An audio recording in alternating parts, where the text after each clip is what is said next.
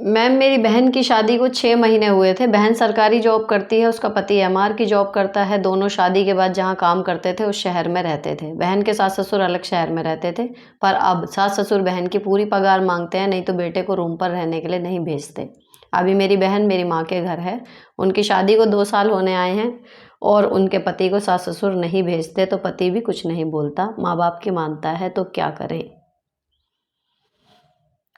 Next, काश आप पहले मिल जाती तो मैं आपकी बात ज़रूर मानती। आपने बहुत सही कहा। ये तो मुझे भी लगता है कि काश मेरे जैसा कोई मुझे मिल जाता उस समय, जब मुझे ऐसे ही सवालों पर एक गाइडेंस की ज़रूरत थी, तो शायद मुझसे भी जो गलतियाँ हुई हैं या जो चीज़ें ठीक नहीं गई, वो शायद इससे बहुत बेहतर तरीके से जाती। खैर, मैं अपने आप को नहीं मिली, लेकिन मैं आप लोगों को मिल गई हूँ। तो अगर आपको लगता है कि हेल्पफुल है ये सेशन, तो मेरी मेहनत सफल है। I am very grateful.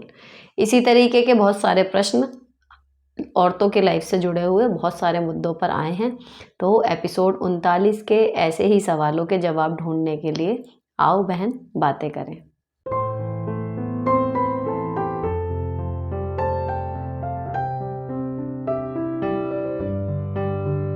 अब देखो, ये जो क्वेश्चन मैंने पढ़ा था कि 6 महीने के लिए तो सही चली शादी, और फिर जब पैसे देने बंद हो गए तो पति भी पति बनने को तैयार नहीं है, वो माँ बाप का बेटा बन के रह रहा है ना? तो एक चीज़ है उसमें, एक तो आप दो टूक ये पूछो कि ये जो मुझे पगार देने की बात आ रही है, ये कितने दिन देनी है, कितने महीने, कितने साल, और क्यों देनी है? घर में कोई क्राइसिस है या कुछ है, या फिर मेरी सैलरी पे ही घर चलना था? ठीक, एक तो क्लियर कट ये पूछ लो। अगर देखो कोई दिक्कत है घर में, कोई बड़ा खर्चा है, कोई लोन है, कुछ है चुकाना है, तो चलो जी बहू आई है, कमाने वाली आई है, फैमिली मेंबर हो आप भी, तो आपने सपोर्ट कर दिया, वहाँ तक समझ में आता है। लेकिन अगर ये है कि आपकी शादी उन्होंने इसलिए करी थी अपने घर में कि आप कमाएंगी और आपकी सैलरी वो लेंगे, तो फिर ऐसी सैलरी का आपको क्या फ़ायदा होगा? आप तो बंधुआ मजदूर की तरह हो जाओगे कि जाओगे, कमाओगे, नौकरी को फ्री में तो तनख्वाह मिलती नहीं। किसी भी डिपार्टमेंट में आप कोई भी काम करोगे पैसे कमाने के लिए, तो आपको परेशानी, टेंशन, टाइम सब कुछ देना पड़ेगा वहाँ पे। तो जब आपको कुछ उस नौकरी का फ़ायदा ही नहीं है, तो क्या अपने पति को अपना पति बनाए रखने के लिए आप वहाँ पे बंधुआ मज़दूरी करोगे और सैलरी आपके सास-ससुर लेंगे? तो ये बात कुछ चलने वाली है नहीं। अगर आप महान बन के सोचोगे भी ना कि थोड़ा-सा इस रिश्ते को मौका दूँ और करूँ, तो ये कुछ दिन चलेगी, लेकिन एट द एंड फ्रस्ट्रेटेड होके मतलब होना बिगाड़ खाता ही है ऐसी स्थिति में। अगर कोई रिश्ता सिर्फ पैसे के लिए चल रहा है, तो वो आगे तक नहीं चलेगा। तो अभी आपकी शादी को नया-नयापन है, 6 महीने आप सारे साथ रहे हो, और जितना क्वेश्चन पढ़ के पता लग रहा है, अभी आपका बच्चा-वच्चा भी कोई पास में है नहीं। अभी आपके पास डिसीजन लेने की ज़्यादा क्षमता है। कल को आप सैलरी वगैरह दे भी दो, साथ में रह लो, बाद में फिर यही बात होए या कोई बेबी हो जाए, उस टाइम पे थोड़ी और स्थिति हो जाएगी खराब। तो आपको ना मेरे हिसाब से, तो जब आप 1.5 साल से यहीं रह रहे हो, तो क्लियर कट एक बार या तो बैठ के ये बात कर लो कि जी कब तक और कितना, तो मैं सोचूं देने की नहीं देने की। लेकिन अगर बात यही है कि मैं कमाऊंगी और आप सैलरी लोगे, तो आई एम नॉट इन। मेरे हिसाब से तो आपको इस डील में कोई फ़ायदा नहीं है सिवाय नुकसान के, और नुकसान ही उठाओगे इसमें। तो फिर इससे जितनी जल्दी पीछा छूट गया अच्छी बात है। कोई ज़रूरत मुझे तो लग नहीं रही इसमें कि आप वापस जाओ और ऐसे पैसे के लालची लोगों को अपनी सैलरी के बदले अपनी लाइफ में रखने का उनका किराया भरो। खर्च सभी करते हैं, परिवार के लिए ही कमा रहे हैं, परिवार पे खर्च कर रहे हैं, लेकिन ये शर्त कि पैसे नहीं दोगे तो आपका पति भी आपके साथ नहीं रह रहा, इट्स नॉट कूल, ये नहीं चलता। तो सिंपली वो खुले में दिखा रहे हैं कि वो सिर्फ पैसे के लिए आपके साथ हैं, तो ऐसे बंदे का साथ छोड़ दो। मुझे नहीं लगता कि वो ये इस लायक है कि आपके साथ रहे। मैम, आपने कल मेरे सवाल का जवाब दिया था कि अपने ससुर की बातों पर ध्यान मत दो, आप पढ़ाई करो। तो मैं रीट के एग्ज़ाम की तैयारी कर रही हूँ, बट गवर्नमेंट जॉब में टाइम लगता है। कल नंद आई थी, मुझे बोली मम्मी ने दादाजी की गालियाँ भी सुनती थी, तू सही से रह। मैम, मैं कितना ही कुछ कर लूँ, मेरे ससुर नाराज़ हो ही जाते हैं। वो बोलते हैं कि तू धीरे बोला कर। आज के टाइम में कौन धीरे बोलता है बताओ? मेरे पति से मैंने आपको बताया कि उनके दोस्त अच्छे नहीं है, कैसे गंदी लत छुड़वाई थी, तो मैम मेरी किसी बात पे बहस होती है तो कहते हैं कि मेरे बेटे से ज़बान लड़ाती है। पति को जॉब की टेंशन नहीं है, कैसे क्या करूं, ढंग की जॉब कैसे लगे, सब मुझे ही बोलते हैं कि मैं दिल पे लेती हूँ। किसी से कुछ बोलूँ तो झगड़ा करती हूँ। दोस्तों के साथ कभी कहीं घूमने जाने के बोलते हैं तो मैं बोलती हूँ जॉब ढूंढो, तो लड़ाई करते हैं। कहीं भी जाने की बात पे तो ऐसी वैसी करती है। मैम, मैं भी क्या करूं, मेरे मरने का मन करता है कि पति जॉब नहीं करे जाने से, इसीलिए रोकती हूँ कि ऐसे कब तक चलेगा। फिर नशे की लत में ना लग जाएं। बात नहीं कर रही मैं, झगड़ा हो जाएगा। सीए कल जाने की बात पे भी मैं पहुंचना चाहती हूँ। मैम मुबारक क्या करूँ, जानता दूँ बात ना करूँ, क्या करूँ, अंदर ही अंदर घुट रही हूँ। मेरा दिमाग बिल्कुल भी काम नहीं कर रहा, कैसे सिचुएशन हैंडल करूँ। ससुर की वजह से, पति की खुद की गैर जिम्मेदाराना हरकतों की वजह से लड़ाई होती है। मेरे 4 साल की बेटी है, उस पर क्या असर होगा।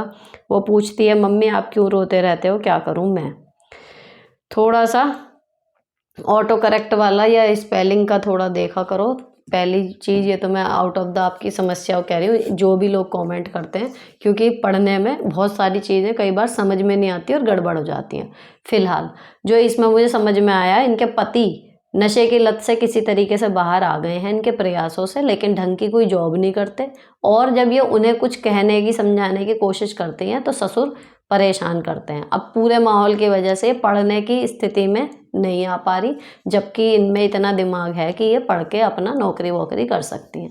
इनको मैंने सलाह दी थी कि वहाँ से अपना ध्यान ससुर की बातों से, कि ससुर नाराज़ हो जाते हैं, उससे पूरा हटा के अपनी पढ़ाई पे कंसंट्रेट करो, क्योंकि जो आपकी समस्या है वो सिर्फ पैसे से ही हल हो सकती है। आपके पति अगर ढंग की जॉब नहीं कर रहे, लेकिन आपकी लग जाएगी तो सारी प्रॉब्लम सॉल्व हो जाएगी। आपके घर का कलेश ख़त्म हो जाएगा, आपके घर में शांति हो जाएगी। तो मैं पिछली बार भी मैंने आपको इसी चीज़ पे ध्यान दिलवाया था कि ध्यान से सोचो इस टाइम इम्पोर्टेंट क्या है। हमारे आसपास कुछ भी हो रहा हो, कुछ भी, लेकिन अगर हमें पता है कि इससे निकलने का जो रास्ता है उस पे हमें चलने के लिए इन कांटों पे चल के जाना पड़ेगा, और जो अब वहाँ रुकने पे हमें लग रहे हैं वो उन कांटों से कहीं ज़्यादा दर्दनाक है, तो आदमी क्या करेगा। जो बड़ा खतरा है उससे बचने के लिए वो जाएगा, उन कांटों पे चल के भी वो उस रास्ते से निकल के बाहर आ जाएगा उस समस्या से। सेम परिस्थिति आपकी है।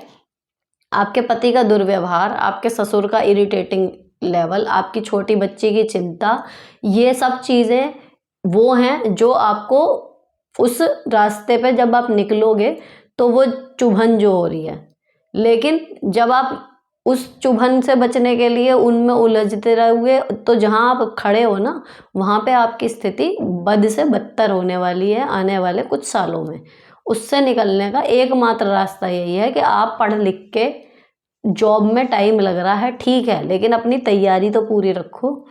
गवर्नमेंट जॉब नहीं भी लगी तो अच्छी क्वालिफिकेशन होगी तो कहीं प्राइवेट में भी ढंग की जॉब तो लगेगी, और आपको इस टाइम जॉब करनी ही पड़ेगी जो आपकी स्थिति है।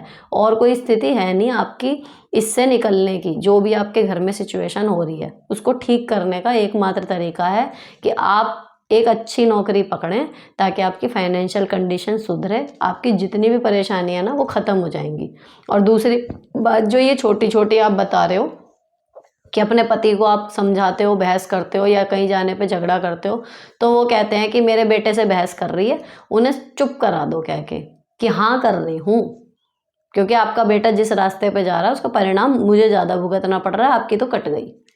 1-2 बार जब उन्हें पलट के जवाब मिल जाएगा ना, और सटीक, बदतमीजी मत करो। ये नहीं उन्हें कि बुढ़ा बुढ़ा बोल दिया या कुछ और गालियाँ निकाल दी या कुछ बहुत तेज टोन में बोल दी चिल्ला के। उनसे आप अपने पति से कैसे भी बात कर रहे हो, लेकिन अगर वो बीच में इंटरफेयर करते हैं ना, आवाज़ धीमी रखना। उनसे सीधे कह दो कि हाँ बहस कर रही हूँ, हाँ लड़ रही हूँ, क्योंकि ये जहाँ जा रहे हैं वहाँ जो जाने से नुकसान होगा ना उसका भरना मुझे और मेरी बेटी को पड़ता है। आपकी कट गई। तो अगर आपने सुधार लिया होता ही नहीं, इतना मुझे नहीं करना पड़ता, लेकिन अब मुझे कर लेने दो क्योंकि मेरी लाइफ इनसे बंधी हुई है। बस जब आप 1-2 बार इनसे कह दोगी तो अपने आप बोलना बंद करेंगे, या फिर चालू भी रहेंगे ना। उनकी आवाज़ के लिए बहरे होना सीखो। एक आदमी समझ जाता है, कोई कोई समझते भी नहीं। आप ये कहोगे हो सकता है वो तब भी ना करें और ज़्यादा उबल के आएँ, तो उन्हें उबलने दो।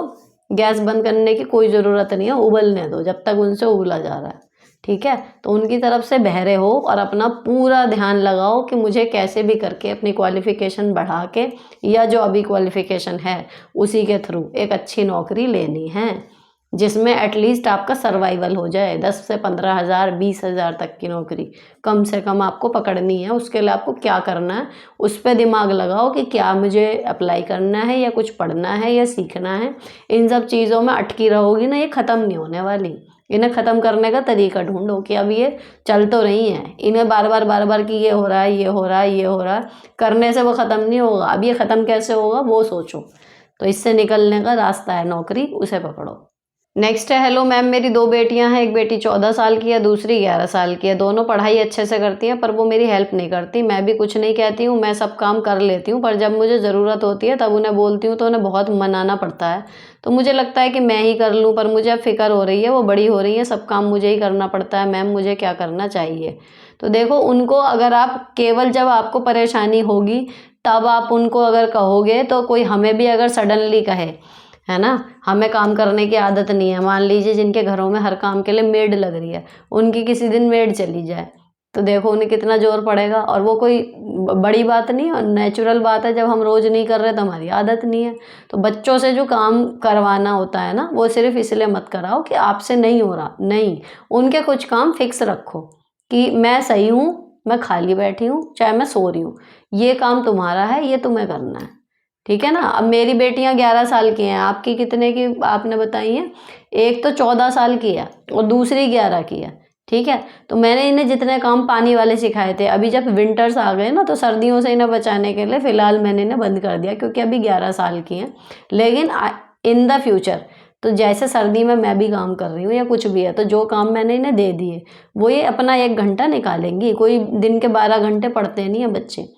उनको आप डेली का एक शेड्यूल बांधो कि पढ़ाई अच्छे से कर रहे हो, ठीक है, ये काम है तुम्हारे, तो उनकी एक हैबिट बनी रहेगी। तो जब उन्हें करना पड़ेगा तो उन्हें जोर नहीं पड़ेगा, और फिर वो उनके अभ्यस्त हो जाएंगी कि हाँ, पढ़ाई के साथ इतना काम तो हम आराम से कर लेते हैं। तो जब आगे जाके थोड़ा काम और बढ़ेगा ना, तो वो उनके एकदम से गाड़ी पटरी पे से नहीं उतरेगी। तो अपने भले के लिए नहीं, अपने सहारे के लिए नहीं, उनके भले के लिए आपको ना डेली में कुछ काम देने चाहिए, बजाय इसके कि जब आपको दिक्कत हो जब आप उनसे कहो।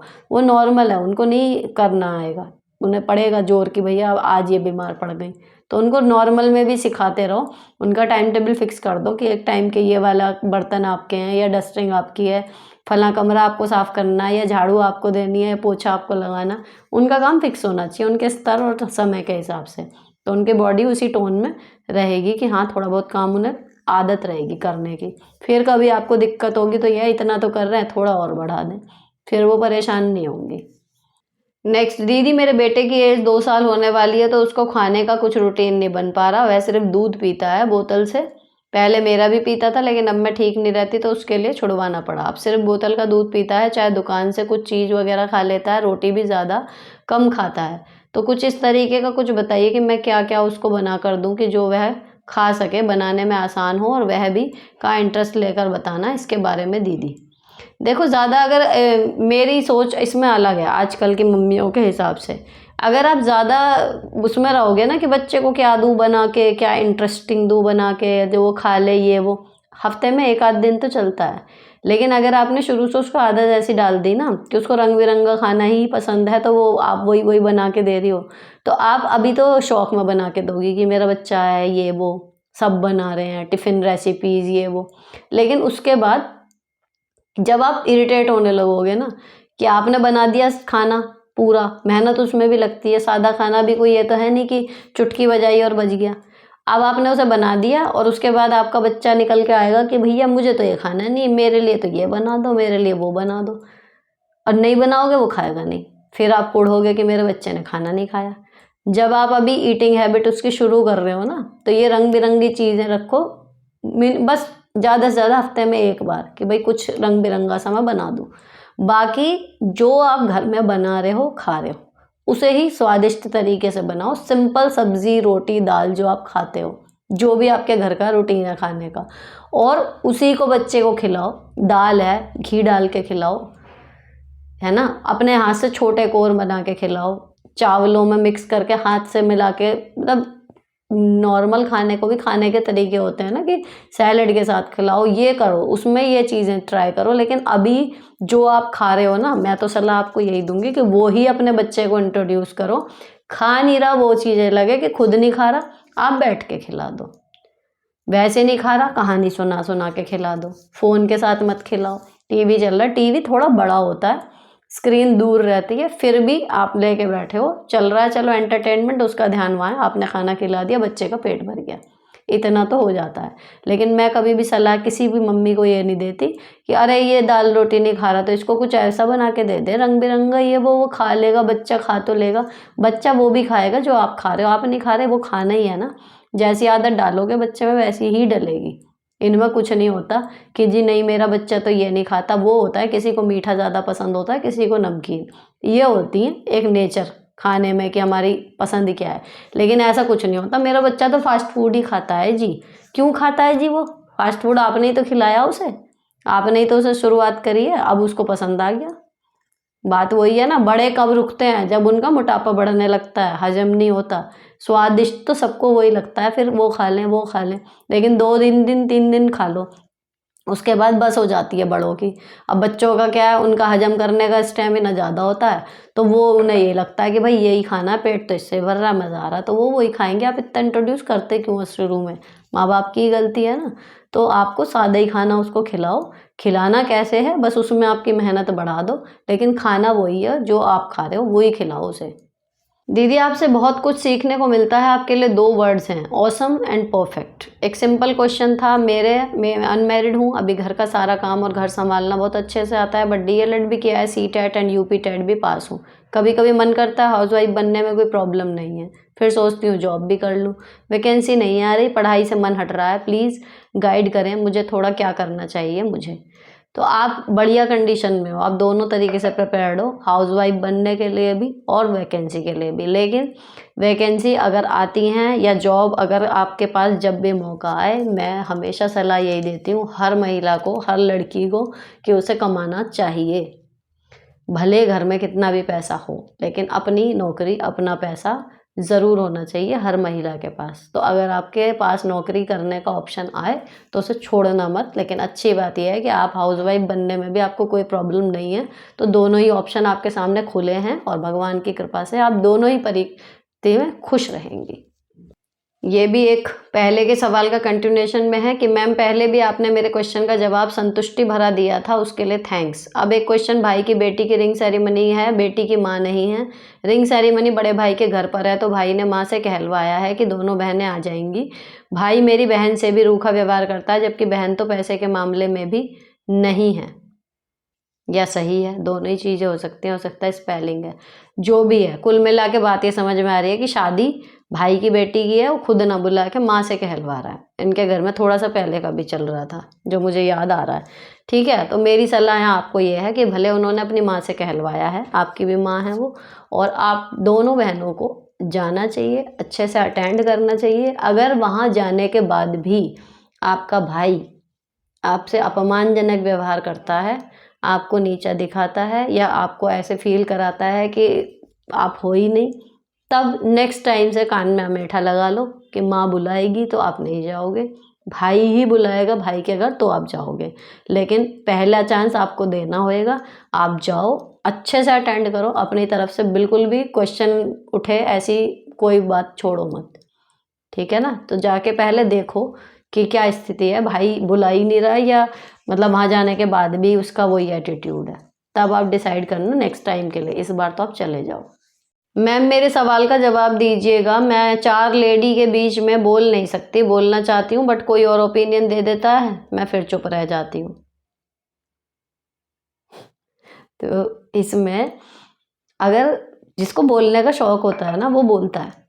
होता क्या है, मान लीजिए 4 लड़कियां औरतें बात कर रही हैं हमारे यहाँ, जैसे स्टाफ में है, बात चल रही है, मेरी आवाज़ मान लीजिए धीमी पड़ रही है, दूसरे आदमी की आवाज़ बहुत तेज है, मैं कुछ बोल रही हूँ लेकिन वो अपनी अपनी गा रहे हैं। ठीक है, 2 ऑप्शन होते हैं, अपनी बात को याद रखो, आपको एग्जैक्ट बोलना क्या है, जब वो चुप हो जाए तब बोलो फटाफट, है ना। लेकिन अगर आप इस स्थिति में हैं जो क्वेश्चन में है, अगर आपको एग्जैक्टली नहीं पता कि आपको क्या पॉइंट बोलना है, तो आपको मौका मिलेगा जब आप बोलोगे, तो आप ऐसे तो बोल ही नहीं पाओगे। तो अगर आपको शौक है कि 4-6 लोगों में आप भी अपनी बात रख सकें, अपना ओपिनियन रख सकें, तो आपका ओपिनियन आपके दिमाग में बिल्कुल क्लियर होना चाहिए, पहला पॉइंट। आवाज़ थोड़ी सी कड़क होनी चाहिए, दूसरा।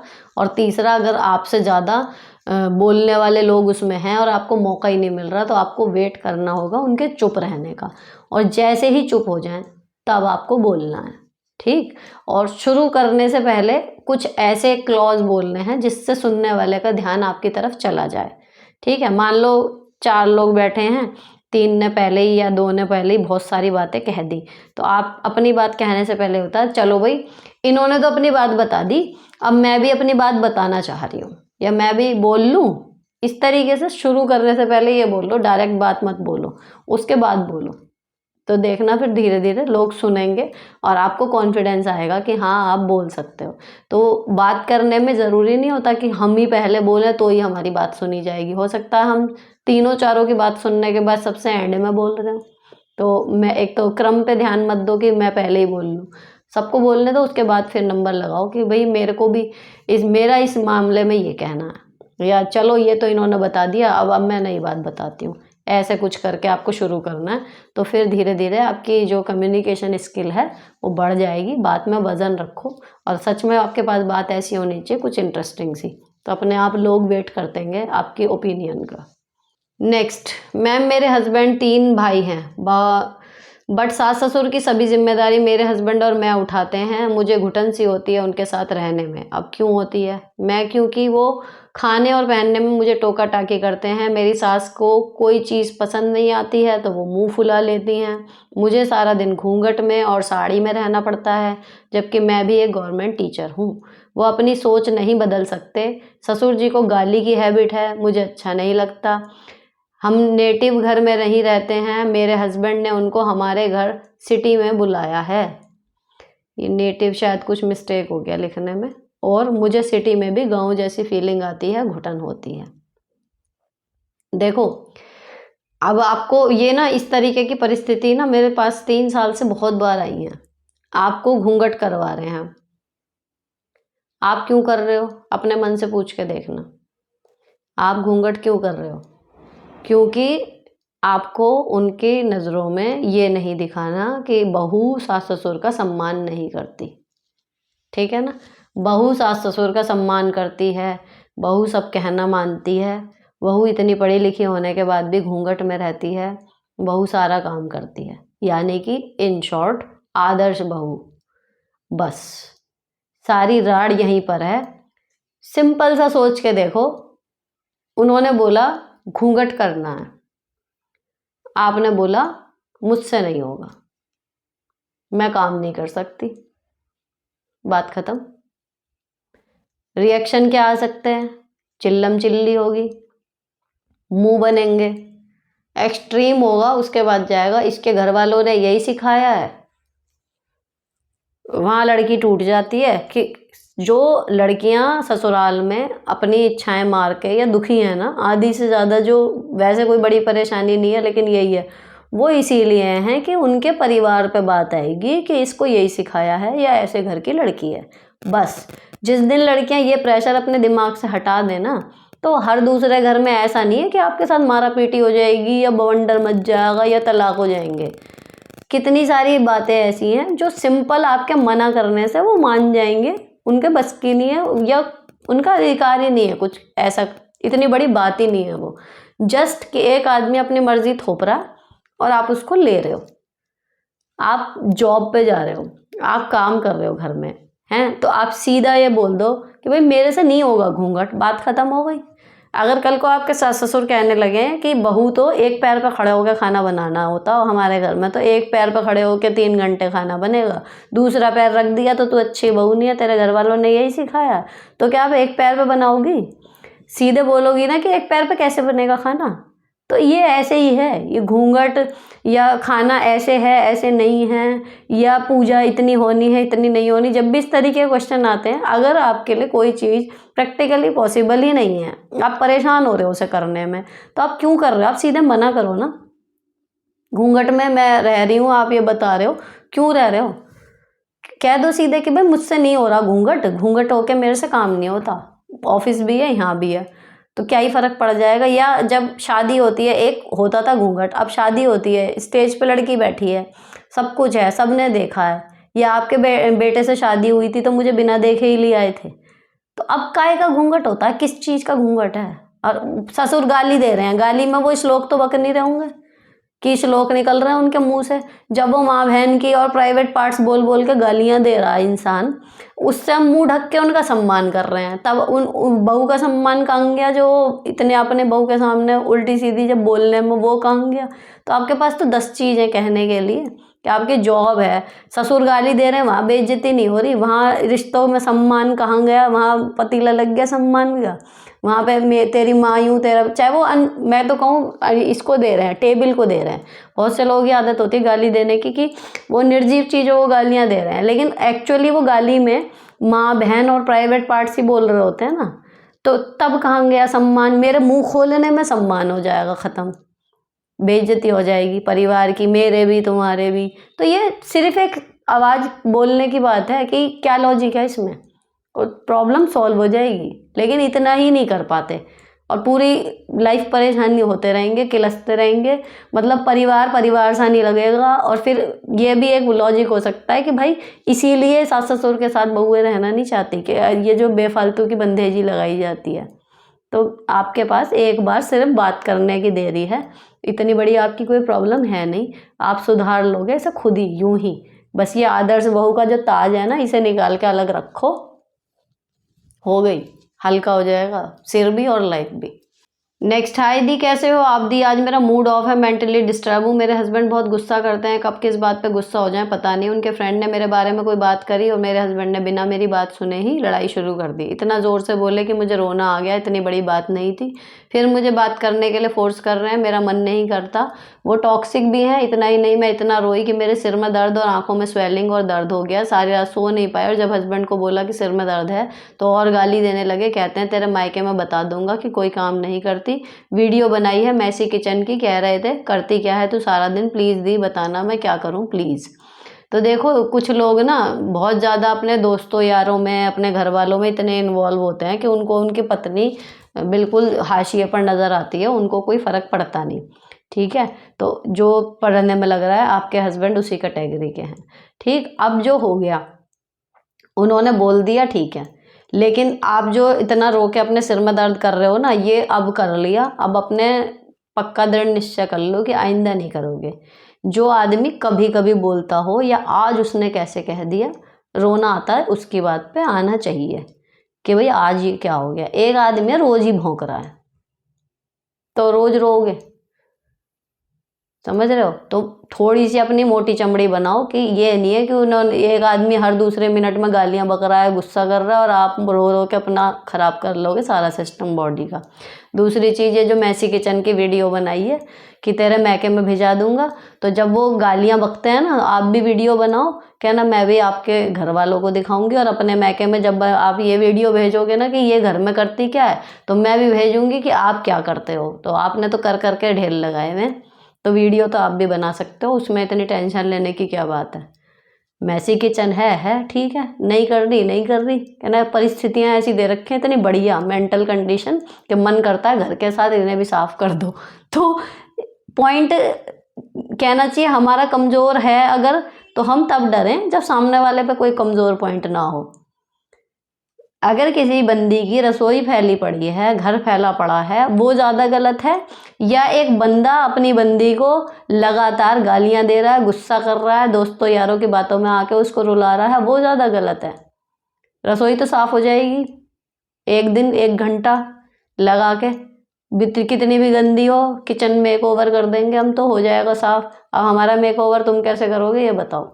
जो तुमने हमें गालियां दे के, गुस्सा दे के हमारा जो बैंड बजाया दिमाग का, उसका मेक ओवर कैसे होगा ये बताओ? तो थोड़ा सा अपने को स्ट्रॉन्ग करो। किसी ने आपको कह दिया आप बुरे हो, आप रोने बैठ गए, हाय मैं बुरी हूँ, हाय मैं बुरी हूँ। अरे सोच तो लो, सच में बुरे हैं या उसी की नज़र में बुरे हैं? कई लोग तो अपने आप को भला दिखाने के लिए आपको बुरा बताएंगे, तो आप बुरे बन जाओगे क्या? तो थोड़ा सा स्ट्रॉन्ग बनो और उस पर बोलो कि ठीक है मेरी गलती तो है, तुम अपनी सुनाओ। दूध का धुला तो कोई नहीं होता। अभी यहाँ पे कमेंट में भी आया ना कि परफेक्ट जैसी कोई चीज़ नहीं होती। तो परफेक्ट कोई नहीं है। आप पे कोई उंगली उठा रहा है ना, तो ऐसा नहीं उसके पास मौका नहीं होगा कि उसके ऊपर उंगली ना उठे। तो अपनी जगह स्ट्रांग रहो। जब आपकी कोई गलती है नहीं तो बिना मतलब टॉर्चर हो मत। मैं तो यही सभी को सलाह देती हूँ, अपनी गलती हो मान लो, अपोलोजाइज करो, उसको माफ़ी मांग के उस चीज़ को सुधारो। अपनी गलती नहीं हो, चाहे बड़ा हो, छोटा हो, बराबर हो, कोई हो, फिर सुनने की बिल्कुल ज़रूरत नहीं है, कोई मेंटल टेंशन लेने की ज़रूरत नहीं है। आगे है ये, सुनीता जी मेरी एक प्रॉब्लम है, मैं अपना वेट लॉस करना चाहती हूँ, लेकिन मेरा खाना नहीं हो रहा है। जब भी खाना देखती हूँ फिर अपने आप को रोक नहीं पाती, प्लीज़ प्लीज़ प्लीज़। अब देखिए इसमें मैं आपको क्या ही सलाह दूंगी, ये सारा खेल है विल पावर का, ठीक। और कुछ होता है मेटाबॉलिज्म, किसी का खा के भी वेट नहीं बढ़ता और किसी का बिना खाए बढ़ जाता है। तो जिसका बिना खाए थोड़ा सा खा के बढ़ जाता है वो आदमी बेचारा भूखा थोड़ी रहेगा, कुछ तो खाएगा ही। तो बात वो होती है। और एक फूडी आदमी होता है उसको मन करता है, जैसे कपड़ों का जो शौकीन होता है ना, उसके पास कितना भी कपड़ा भरा पड़ा हो, लेकिन अगर वो वास्तव में कोई मास्टरपीस देखेगा और उसके बजट में आएगा ना, वो लेने से रोक नहीं पाएगा खुद को। तो सेम चीज़ होती है कि हमारी बॉडी में फैट भरा पड़ा है, लेकिन कुछ टेम्पटिंग सा दिख गया तो हमसे कंट्रोल नहीं हुआ। अब वो कंट्रोल करना है, कपड़ों में हो चाहे किसी भी चीज़ में हो, तो खाने में भी हमारे विल पावर ही काम करती है और उसे कोई नहीं बढ़ा सकता सिवाय हमारे। तो कुछ जैसी आपकी ड्रीम फिजिक है, आपको क्या चाहिए, ऐसी अपनी पुरानी फ़ोटो हो या जिसके तरह आप बनना चाहते हो, उनकी फ़ोटो ज़रा लगा के रखो, उसको देखो कि नहीं ये मुझे करना है। प्लान अपना डायरी पे लिखो कि हाँ हाँ हाँ, जितना वज़न कम हो गया बढ़ गया उसको नोट डाउन करो, अपना मोटिवेशन लेवल इस तरीके से बढ़ाओ। ये सारा खेल विल पावर का है। सिगरेट है, शराब है, छोड़ने वाले छोड़ देते हैं और जो नहीं छोड़ पाते उनके साथ यही दिक्कत है, उन्हें पता है कि हम इसे पी के मरेंगे, फिर भी वो पिए जा रहे हैं। तो सारा खेल विल पावर का है डियर। तो जितना आप अपने आप को स्ट्रांगली डिसीजन अपने आप को खुद लेने में सक्षम बना लोगे तभी रुकेगा। हाँ, सुनीता दीदी के कहने से इसमें कुछ नहीं होगा। और यहाँ पर एपिसोड 39 के सारे सवाल, 38 के हैं शायद, ये सारे सवाल हो गए हैं। नेक्स्ट इसके अगला जो भी एपिसोड होगा उसके जवाबों के साथ मैं आपको मिलूंगी। तब तक के लिए bye bye, stay beautiful always.